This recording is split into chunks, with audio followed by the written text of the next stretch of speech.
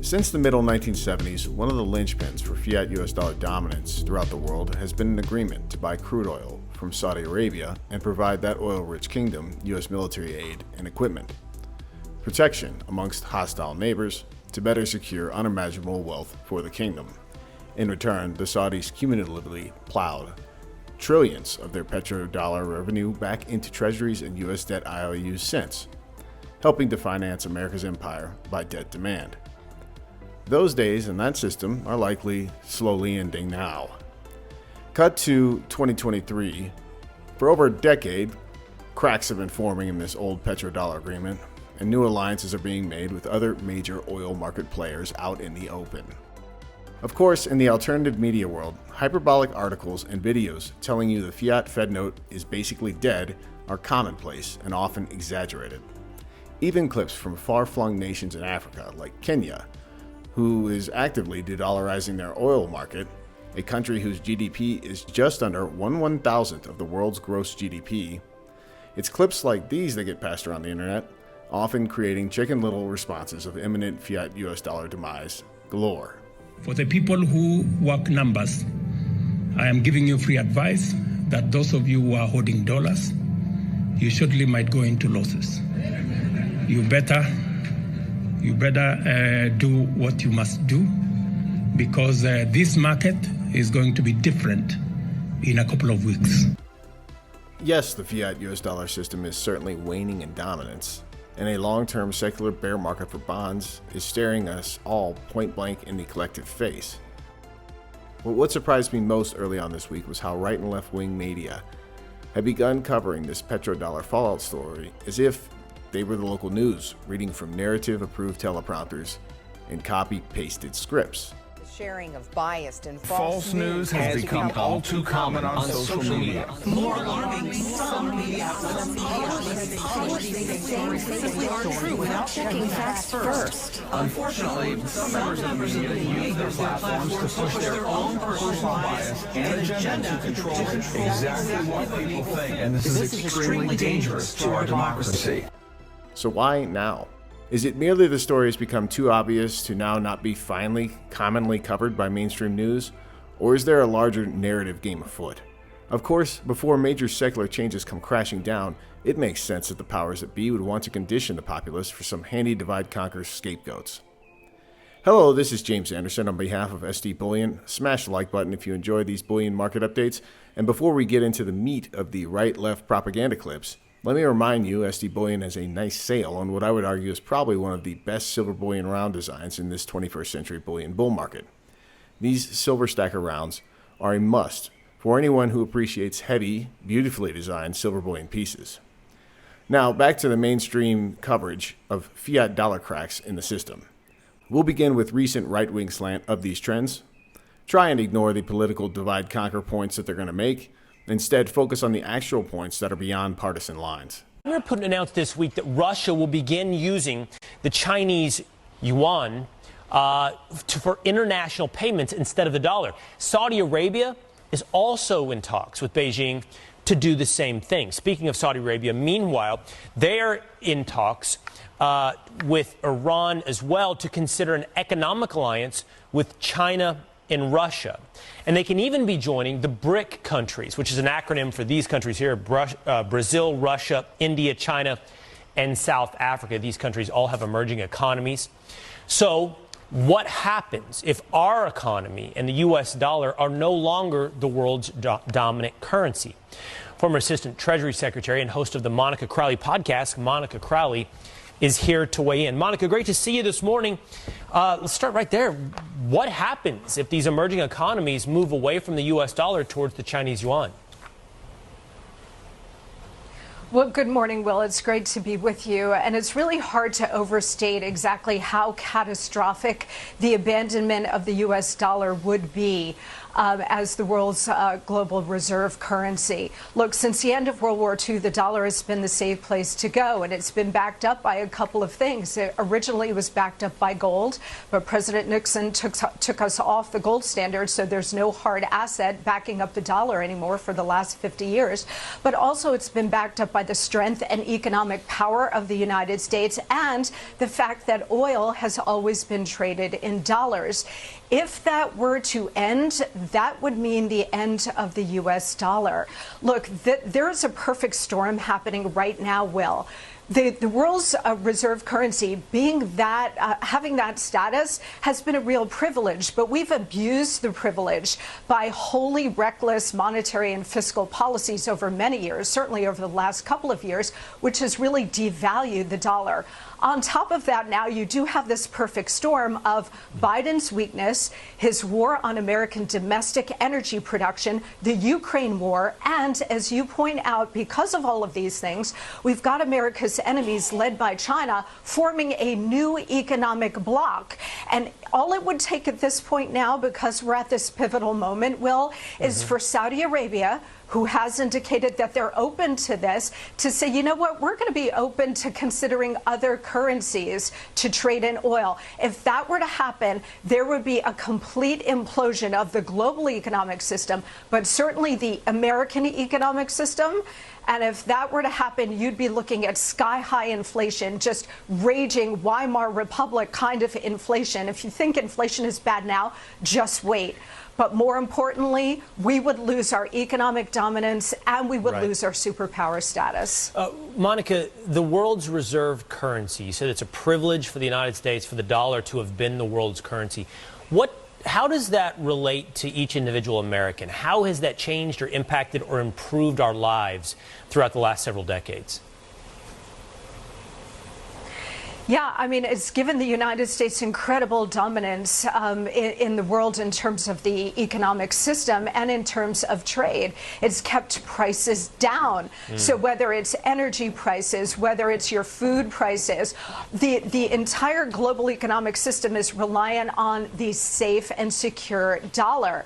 But that is no longer true, again, because we've been printing money like crazy and devalued the power of the dollar and the value of the dollar. But on top of it now, again, oil is the critical linchpin of this. If Saudi Arabia decides to join with America's enemies here and start trading oil in different currencies, that is going to undermine the entire global economic system. And here at home, you know what it's going to mean for us? It's going to mean raging inflation, so much worse than anything we have ever experienced, Will. And I'll tell you, they're setting it up so that they can then come to the rescue by introducing central bank digital currencies. If they were to do that, and the United States already has a pilot program, that means the loss of your individual economic freedom, because the government will have total access and control of everything you buy and sell and the ability to turn it off like that. Ominous warning. I hear you. Saudi Arabia is the tipping point. Oil trading in dollars is the tipping. Here's my take. Here we are on left-wing mainstream propaganda news from earlier this week. Again, do not get triggered. Rather, simply ignore the divide-conquer partisan talking points. Rather, focus on what important fundamental information is being conveyed, and perhaps ask yourselves, why is Fareed telling his sheeple viewership the following scary information now? The most interesting outcome of the three-day summit between Vladimir Putin and Xi Jinping got limited media attention. Describing their talks, Putin said, "We are in favor of using the Chinese yuan for settlements between Russia and the countries of Asia, Africa, and Latin America." So, the world's second largest economy and its largest energy exporter are together actively trying to dent the dollar's dominance as the anchor of the international financial system. Will they succeed? The dollar is America's last surviving superpower. It gives Washington unrivaled economic and political muscle. It can slap sanctions on countries unilaterally, which frees that country out of large parts of the world economy. And Washington can spend freely, certain that its debt will be bought up by the rest of the world. The war against Ukraine, combined with Washington's increasingly confrontational approach to China, have created a perfect storm in which both Russia and China are accelerating efforts to diversify away from the dollar. Their central banks are keeping less of their reserves in dollars, and most trade between them is being settled in the yuan. They are also making efforts to get other countries to follow suit. The Biden administration has handled the economic war against Russia extremely effectively by building a coalition of almost all the world's advanced economies. That makes it hard to escape from the dollar into other highly valued stable currencies like the euro or the pound or the Canadian dollar, because those countries are also warring with Russia. What might have been a sharper turning point for the dollar's role was Donald Trump's decision in May 2018 to pull out of the Iran nuclear deal. The European Union was strenuously opposed to this move, but it watched as the dollar's dominance meant that Iran was immediately excluded from the world economy. Jean-Claude Juncker, then president of the European Commission, proposed enhancing the euro's role internationally to shield the continent from what he called selfish unilateralism. The Commission outlined a path to achieve this. It hasn't happened.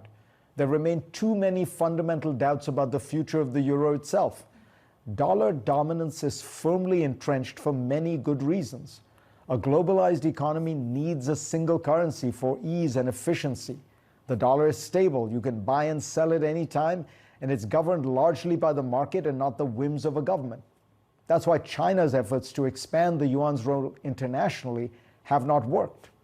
Ironically, if Xi Jinping wanted to cause the greatest pain to America, he would liberalize his financial sector and make the yuan a true competitor to the dollar. But that would take him in the direction of markets and openness that is the opposite of his current domestic goals. All that said, Washington's weaponizing of the dollar over the last decade has led many important countries to search for ways to make sure that they do not become the next Russia. The numbers are revealing. The share of dollars in global central bank reserves has dropped from roughly 70% 20 years ago to less than 60% today and falling steadily. The Europeans and the Chinese are trying to build international payment systems outside the dollar-dominated SWIFT. Saudi Arabia has flirted with the idea of pricing its oil in yuan. India is settling most of its oil purchases from Russia in non-dollar currencies.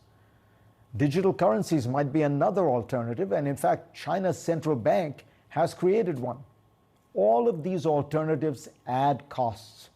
But the last few years should have taught us that increasingly nations are willing to pay a price when they want political goals to trump economic ones.